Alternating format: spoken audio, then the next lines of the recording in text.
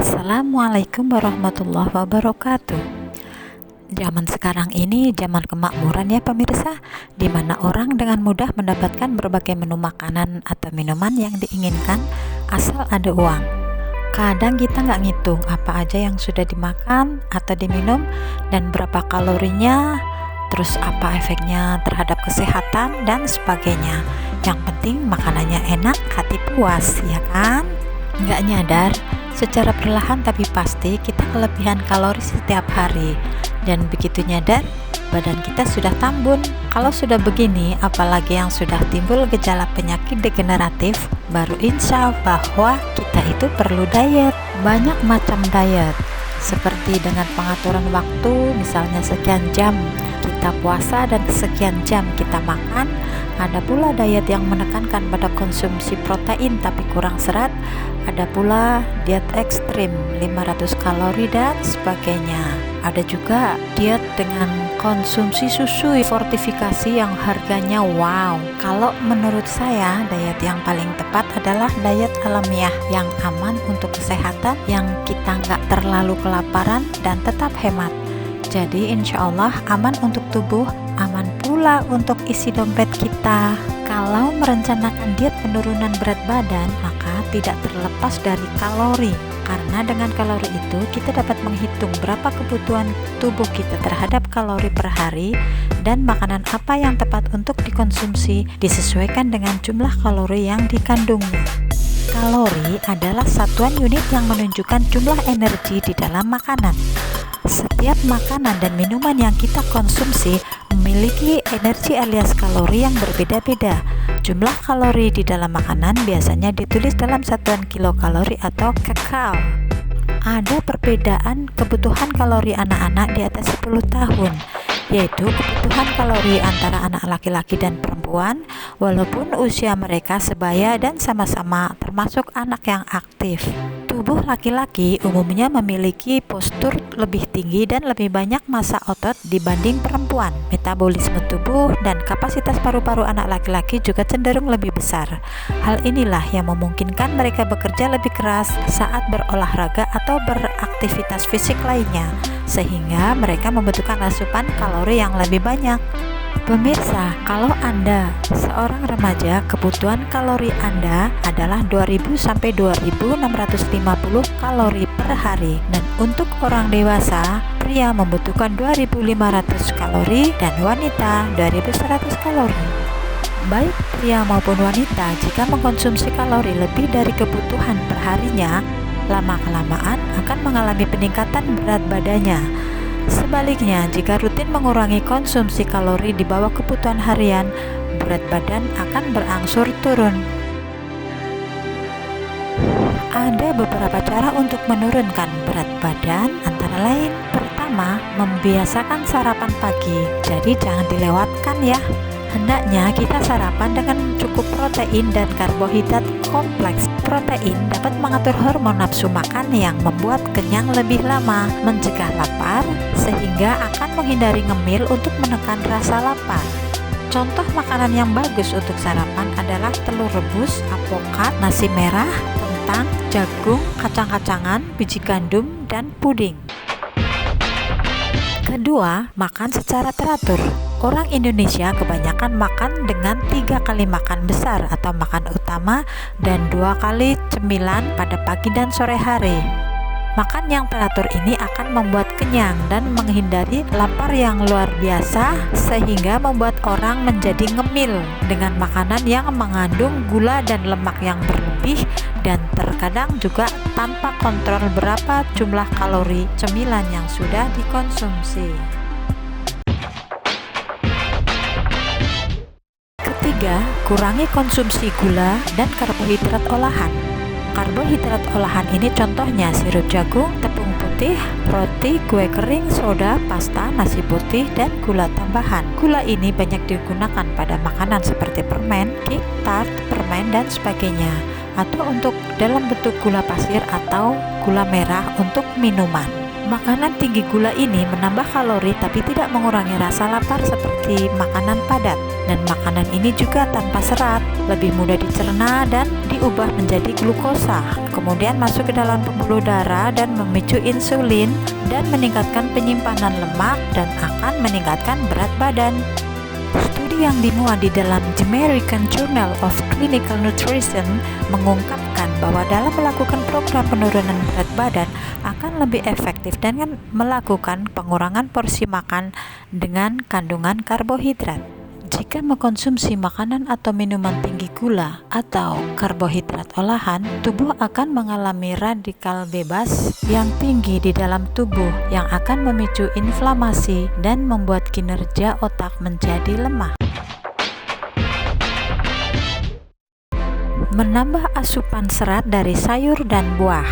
Serat seperti kacang-kacangan, buah dan sayuran ini rendah kalori. Jadi, kalau dimakan dalam jumlah banyak, asupan kalorinya tetap rendah tapi membuat kenyang, sehingga mencegah atau mengurangi ngemil. Serat ini juga akan melancarkan metabolisme dan sisa metabolisme segera diekskresi dari tubuh.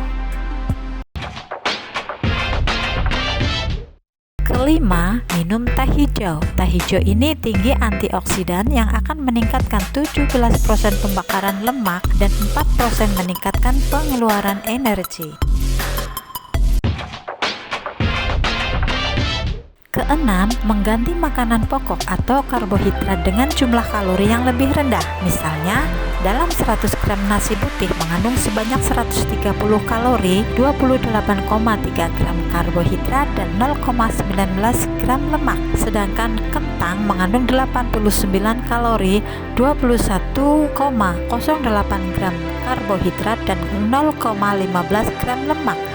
Jadi, kita bisa memilih kentang untuk mengganti nasi putih dan dengan demikian perlu tetap kenyang tapi jumlah kalori yang masuk lebih rendah. Bagaimana dengan singkong? Singkong yang dikira banyak orang kalorinya lebih rendah dari nasi, ternyata di dalam 100 gram singkong mengandung 160 kilokalori, lemak 0,28 gram, karbohidrat 38,6 gram, protein 1,36 gram.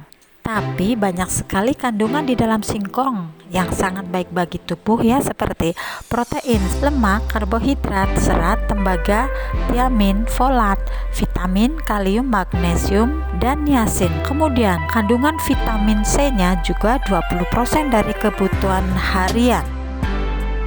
Kalau ubi jalar kalorinya 96, jadi masih di bawah nasi putih jumlah kalorinya.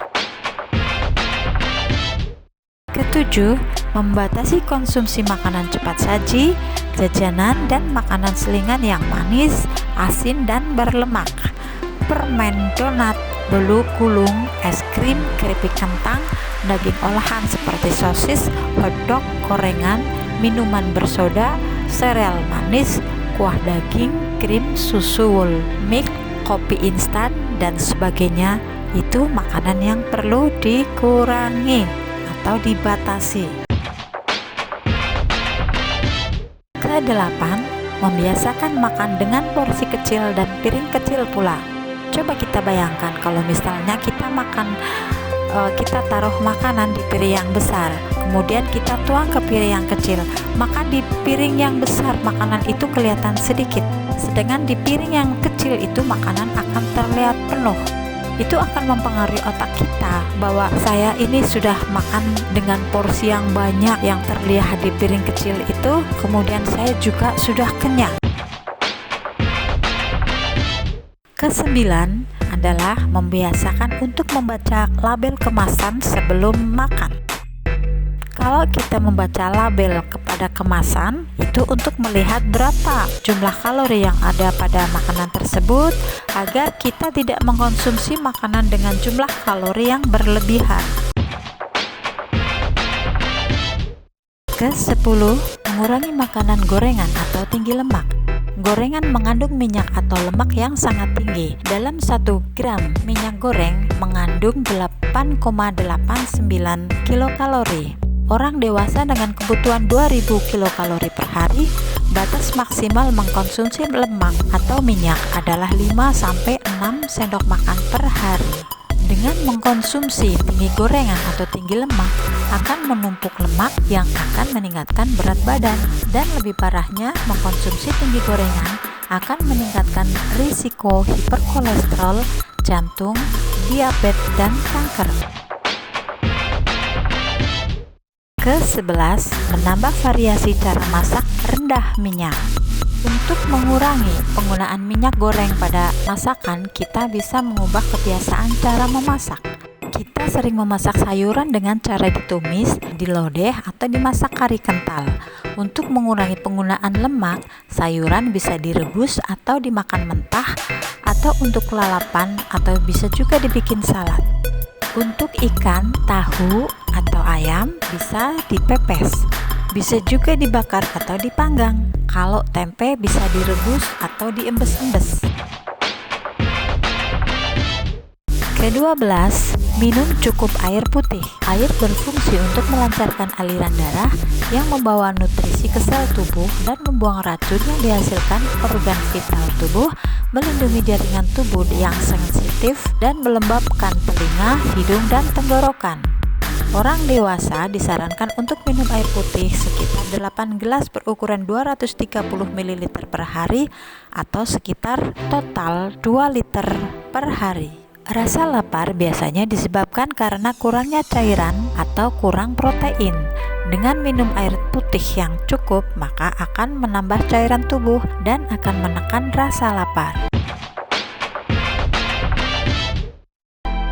Ke-13, berolahraga. Olahraga adalah cara membakar kalori yang paling baik untuk tubuh. Jenis olahraga yang dinilai paling efektif untuk mempercepat tujuan ini adalah olahraga kardio atau bisa juga dengan latihan beban. Latihan kardio bisa dilakukan dengan jogging, berenang, bersepeda, hingga senam aerobik. Latihan beban bisa dijalankan dengan angkat beban. Olahraga ini di samping membakar kalori juga membangun massa otot. Ke-14, tidur cukup. Kalau kurang tidur akan membuat tubuh lesu dan malas gerak. Karena kurangnya gerak ini otomatis berkurang pula proses pembakaran kalori di dalam tubuh menjadi energi. Dengan begitu, kalori yang tidak terpakai akan tersimpan di dalam tubuh dan tertimbun menjadi lemak. 15. Mengelola stres. Stres dapat memicu pelepasan hormon yang awalnya menurunkan nafsu makan sebagai bagian dari respon tubuh untuk melawan. Namun, ketika orang berada di bawah tekanan konstan, kortisol dapat tetap berada di aliran darah lebih lama yang dapat meningkatkan nafsu makan. Mengelola stres bisa dilakukan dengan berbagai cara. Misalnya, dengan meningkatkan ibadah kepada Allah Subhanahu wa Ta'ala, dengan yoga, dengan melakukan hobi, kemudian sharing tentang perasaan kepada orang yang dipercaya, dan berpikir hal-hal yang menyenangkan di dalam hidup. 16. Meluruskan niat untuk menurunkan berat badan. Kok meluruskan niat? Iya, di sekitar kita banyak sekali makanan atau jajanan yang menggoda yang sepertinya melambai-lambai untuk dimakan. Dari cemilan yang ringan sampai yang berat, ya enggak? Kalau kita benar-benar mau diet, kita harus kuat menahan berbagai godaan. Karena sehebat apapun tips untuk diet dan sepintar apapun orang tentang ilmu gizi, tanpa didasari niat yang kuat dan pengendalian diri yang kuat, maka diet tidak akan berhasil. Ini pengalaman pribadi loh, banyak juga yang alami seperti itu. Semoga Anda kuat menghadapi godaan-godaan itu ya. Pemirsa, diet itu tidak boleh asal-asalan ya, karena bisa memicu berbagai penyakit atau permasalahan baru seperti mah, gangguan hormonal, malnutrisi, mengganggu kerja otak, dan menurunkan imunitas tubuh. Diet itu sebaiknya direncanakan dengan baik. Berapa kilogram berat badan yang akan dikurangi, berapa kebutuhan kalori tubuh dan kalori yang akan dikurangi, dan bagaimana pula cara menghitungnya. Insya Allah akan saya tayangkan pada video yang akan datang. Sampai di sini dulu pemirsa, selamat mencoba. Semoga sukses ya. Assalamualaikum warahmatullahi wabarakatuh.